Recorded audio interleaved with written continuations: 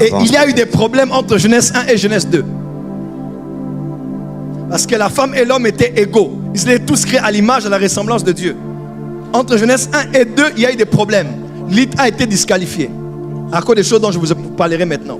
Et on dit quoi? On dit que Lilith, quand elle couchait avec Adam, je ne vais pas avancer. Avance, prophète. Quand elle couchait avec Adam, elle voulait avoir une position sexuelle au-dessus d'Adam. Parce que pour elle, elle n'estimait pas que l'homme devait être au-dessus d'elle-même pendant l'acte sexuel.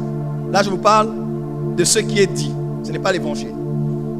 Et elle voulait prendre le dessus, même dans l'acte sexuel. Et à cause de cela, elle a été mise de côté. Et on l'a considérée même plus tard comme étant la mère du mouvement féministe.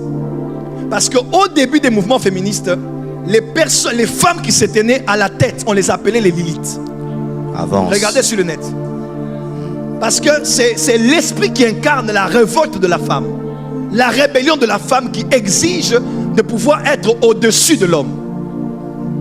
Avance, avance, De prophète. pouvoir être au-dessus de l'homme. Ainsi, quand elle était disqualifiée, Adam a dit voici cette fois-ci. Et cette fois-là, c'était qui?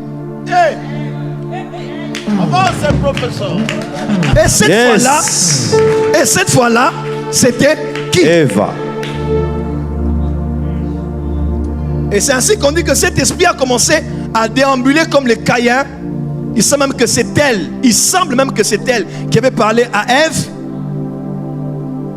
dans le serpent, que c'est elle qui avait inspiré Caïn. Avance. Le sang coulé, c'est la mère des vampires. Avance. Est-ce que vous savez que les vampires existent? Il y a des boîtes de nuit et des cercles restreints où les gens boivent du sang ici en Europe, Yes. en Afrique et partout ailleurs. Yes. Le vampirisme existe. Et tout ça, c'est régulé par un esprit féminin. Je vais expliquer ça. Par une entité féminine.